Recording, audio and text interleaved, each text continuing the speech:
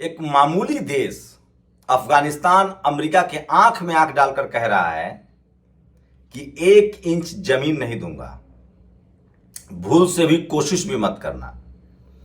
दरअसल ट्रंप ने कहा था कि जो बरगाम हवाई अड्डा है, जो अफगानिस्तान का हवाई अड्डा है, वो अमेरिका ने बनाया है और वो हमें चाहिए, हम उस पर कब्जा करेंगे।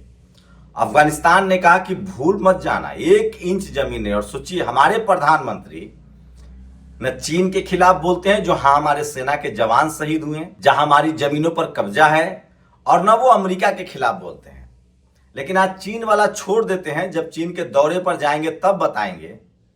आज अमेरिका ले चलते हैं। सोचिए, अफगानिस्तान जो हमारे पड़ोस में है, अफगानिस्तान ने ट्रंप को साफ साफ कहा है कि तुम्हारी हैसियत नहीं है कि 1 इंच जमीन पर भी पैर रख दो। और सोचिए, इसी ट्रंप ने भारत में भारतीयों को कैदी बनाकर अपना जहाज लैंड कराया और हमारे प्रधानमंत्री चुप रह गए। ऐसे हथकड़ी लगाकर भारतीयों को भेजा गया, हमारे प्रधानमंत्री चुप रह गए ट्रंप के सामने। इतना ही नहीं, उसके आगे क्या हुआ? पहले हथकड़ी लगा के भारतीयों को भेजा, फिर इसी ट्रंप के का सरकार में 50% हम पर टैरिफ लगा दिया गया और हमारे बिजनेसमैन को बर्बाद कर दिया गया। उसके बाद भी भारत के प्रधानमंत्री चुप रहे। लेकिन उससे पहले सोचिए, इसी ट्रंप ने 50 बार कह चुका है कि सीज फायर हमने करवाया। लेकिन पता नहीं प्रधानमंत्री नरेंद्र मोदी का कौन सा नस दबा हुआ है, एक बार भी नहीं बोल रहे हैं कि ट्रंप ने सीज फायर नहीं करवाया है। भारत ने खुद पाकिस्तान को माफ कर दिया, हम मान लेते। आप कहिए तो दुनिया को कि सीज फायर में ट्रंप की कोई भूमिका नहीं है, वो झूठा है, फरेबी है, मक्कार है। अब क्या बचा है? अब वो कौन सा काम नहीं कर रहा है जो देश के खिलाफ है? वो सीज फायर कह रहा है कि हमने करवाया, जबकि भारत का पाकिस्तान के साथ जो कॉन्फ्लिक्ट है उसमें किसी देश की मध्यस्थता कबूल नहीं है। यहां तक कि यूनाइटेड नेशंस को कहा गया कि आपकी मध्यस्थता कबूल नहीं करेंगे। पाकिस्तान गिड़गिड़ाता रहा आज तक यूनाइटेड नेशंस में कि आप हमारे पक्ष में फैसला दीजिए, आप हमारी पंचायत कर दीजिए। भारत के सभी दलों के प्रधानमंत्रियों ने हमेशा कहा कि हम यूनाइटेड नेशंस की मध्यस्थता भी नहीं स्वीकार करेंगे। और ये ट्रंप 50 बार कह चुका है कि हमने भारत से सीज फायर करवाया। लेकिन हमारे मजबूत 56 इंची वाले प्रधानमंत्री की बोली नहीं निकल रही है। हाँ, वो दलितों के, पिछड़ों के आरक्षण खत्म करेंगे, वो मुसलमान युवाओं को जेल में डालेंगे, वो दलित पत्रकार सवाल पूछ दे तो एफआईआर करवाकर प्रशांत कनौजिया को जेल में डालेंगे, वो शंभू कुमार सिंह के खिलाफ इनकम टैक्स और ईडी की जांच करवाएंगे, वो नेहा राठौर की आलोचना से घबराकर उनके भक्त एफआईआर करेंगे। लेकिन इनसे नहीं पूछेंगे कि अमेरिका से क्यों नहीं बोल रहे हो। पहले उसने भारतीयों को हथकड़ी लगाकर भेजा, फिर उसने 50% टैरिफ लगाया, उसने सीज फायर का क्लेम किया। इतना ही नहीं, अब उसने H1B वीजा भी 90 लाख का कर दिया, तो भी आपकी मुंह नहीं खुल रहा। और सोचिए, एक मामूली सा देश अफगानिस्तान साफ साफ कह रहा है कि अमेरिका की हैसियत नहीं और ट्रंप की कि वो हमारे देश के 1 इंच जमीन पर नजर डाले। सोचिए, बोलिविया, मोरक्को, मैक्सिको, ब्राजील, तमाम देशों ने एक धत्ते में ट्रंप को अंगूठा दिखा दिया। तो क्या छुपा रहे हैं नरेंद्र मोदी जी? कौन सा अमेरिका में नस दबा हुआ है? क्या अडानी को बचाना चाह रहे हैं? क्या ईवीएम वाला कोई नस दबा हुआ है? कुछ तो नस दबा हुआ है जो ये भारत की संप्रभुता से समझौता कर रहे हैं। कुछ तो नस दबा हुआ है इनका, जिसकी वजह से ट्रंप के सामने नहीं बोल रहे हैं कि ट्रंप खुलासा कर देगा। अरे हम लोग, कोई भी ट्रंप अगर ये भी कह दे कि प्रधानमंत्री ईवीएम से जीते, हम नहीं मानेंगे उसकी बात। हमारे लिए देश बड़ा है और आप हमारे प्रधानमंत्री हैं। ट्रंप ये भी कह दे कि अडानी बेईमानी करता है, तो भी नहीं मानेंगे।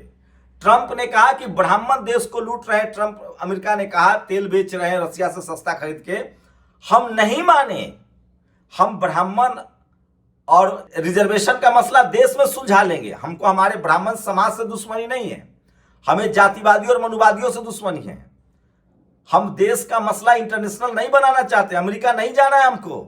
लेकिन आप तो बोलो, सबक तो सिखाओ उस अमेरिका को। सोचिए, सवाल है कि आखिर प्रधानमंत्री टैरिफ लगाने पर, H1 वीजा पर भारत की संप्रभुता में दखलंदाजी करने पर भी कुछ बोले तो। जैसे ट्रंप ने वहां बोला कि हम बडगाम एयरपोर्ट छीन लेंगे, अफगानिस्तान के सेना के अधिकारी ने आकर कहा कि 1 इंच जमीन पर भी नजर नहीं होनी चाहिए तुम्हारी, हम बर्दाश्त नहीं करेंगे। हां, भारत सरकार ने एक बड़ी गलती सुधार की है। मोदी जी के विदेश नीति में बड़ी तब्दीली आई है और फिलिस्तीन के साथ यूनाइटेड नेशन में भारत खड़ा हो गया है। यही हमारी हमेशा से नीति रही है। हम कभी इजराइल के आतंकवाद के समर्थक नहीं रहे हैं, हम आजाद फिलिस्तीन के समर्थक रहे हैं। भारत हमेशा से 100 देशों का लीड करता था, जिसको नैम कंट्री बोलते हैं। दुनिया जब 2 धुरी में बटा था, अमेरिका और रूस, तो भी भारत बीच के रास्ते में था, बुद्ध के मध्य मार्ग के रास्ते में था। हमारी दोस्ती रूस से सबसे ज्यादा प्रगाढ़ थी। अमेरिका से हमारी कभी नहीं बनी, लेकिन फिर भी अमेरिका के साम्राज्यवाद के हम खिलाफ थे। आज 2 धुरी है, अमेरिका और चीन। हम दोनों हमारे दुश्मन मुल्क है, कोई हमारे साथ नहीं है। एक पड़ोसी है जिसकी नजर हमारे जमीन पर रहती है। वो तो हमारी सेना की बहादुरी और शौर्य है कि ये चीनी हर बार पीछे लौट जाते हैं। लेकिन सोचिए हमारी विदेश नीति को क्या हो गया है।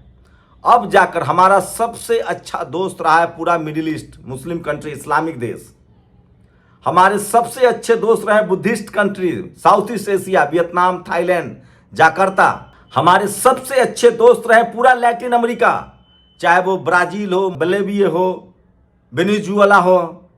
हमारे सारे बेहतरीन दोस्त रहे अफ्रीकन देश, चाहे साउथ अफ्रीका हो, तो अफ्रीका हमारे साथ था, लैटिन अमेरिका हमारे साथ था, पूरा साउथ ईस्ट एशिया हमारे साथ था। और सोचिए अमेरिका आज दादाशाही कर रहा है और ये बोल नहीं पा रहे हैं। यही संघियों की प्रॉब्लम है। एक इजराइल के चक्कर में हमने सारे मुस्लिम देशों से अपना रिश्ता बिगाड़ लिया, और इजराइल किसी का सगा नहीं है, जो अमेरिका है वही इजराइल है। तो मैं बार बार कह रहा हूं कि प्रधानमंत्री को जवाब देना चाहिए अमेरिका को, और विदेश नीति फेल हो रही है। आप भारत के प्रधानमंत्री ने विदेश नीति को मजाक बना दिया। भारत के प्रधानमंत्री जबरदस्ती गले मिलते रहे, ट्रंप के करीब दिखने के लिए दुनिया के बाकी देशों को नाराज कर लिया। अब चीन के बारे में किसको नहीं पता है, जो चीन ने नेहरू जी को धोखा दिया वो मोदी जी को धोखा नहीं देगा। चीन से न दोस्ती अच्छी न दुश्मनी अच्छी। अमेरिका कभी हमारा सगा नहीं रहा, हमारा सगा था, है और रहेगा तो वो रूस था। लेकिन रूस अपने ही मजबूरियों में फंसा हुआ है और वो चीन के साथ है, क्योंकि उसे अमेरिका से लड़ना है, यूरोप से लड़ रहा है। सोचिए यूरोप के मैक्सिमम देश भारत के साथ हुआ करते थे। मैं फिर कह रहा हूं, न ट्रंप तो किसी भी तरह से विश्वास लायक नहीं है, और न चाइना विश्वास लायक है।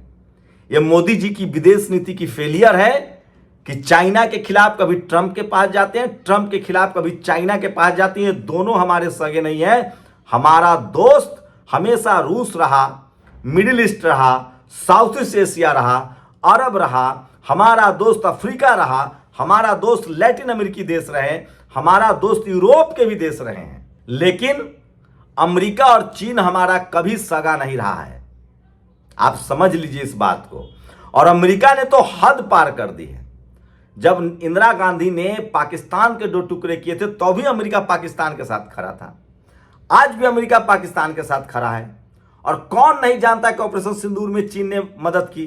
तो ना भारत, इतना तो हम लोगों को भी नॉलेज है कि भारत को अमेरिका और चीन के बदले मिडिल ईस्ट और दुनिया को साधना चाहिए था। और वो तब संभव होगा जब हम आर्थिक रूप से और सामरिक रूप से मजबूत होंगे। लेकिन देश में क्या चल रहा है? देश में जातिवाद के नाम पर इस देश के 90% लोगों को लाचार और बेबस रखा जा रहा है। देश में क्या चल रहा है? धर्म के नाम पर आपसी भाईचारा खत्म किया जा रहा है। और यहाँ के जो भक्त हैं उन्मादी, वो इतने सांप्रदायिक हैं कि दुनिया आज सोशल मीडिया का दौर है।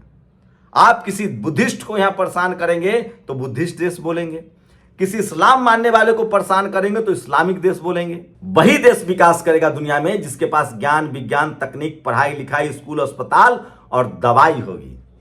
क्या नरेंद्र मोदी की सरकार इस पर खड़ी है? नरेंद्र मोदी 365 दिन सिर्फ प्रचार करते हैं और उन्होंने विदेश नीति को भी अपना चुनावी प्रचार बना दिया था। और जिसका नतीजा है कि ट्रंप भारत की संप्रभुता के खिलाफ बोलता है, ट्रंप भारत के प्रधानमंत्री को ब्लैकमेल करता है। ट्रंप रोज हमारे प्रधानमंत्री का इंसल्ट कर रहा है, लेकिन पता नहीं ये क्यों नहीं बोल रहे हैं। आपका कोई भी नस दबा हुआ हो मोदी जी, आप बोलिए, देश को बताइए, देश आपके साथ रहेगा, ट्रंप के साथ नहीं रहेगा। आप हिम्मत तो कीजिए, क्योंकि आप है प्रधानमंत्री। शुक्रिया। नेशनल दस्तक की आपसे गुजारिश है कि अगर इसको बचाना चाहते हैं तो नेशनल दस्तक को सब्सक्राइब करने के लिए रेड कलर के सब्सक्राइब बटन को दबाएं, फिर बेल आइकन की घंटी दबाएं। नेशनल दस्तक को बचाने के लिए बहुत जरूरी है कि हर खबर को शेयर करें, लाइक करें, कमेंट जरूर करें।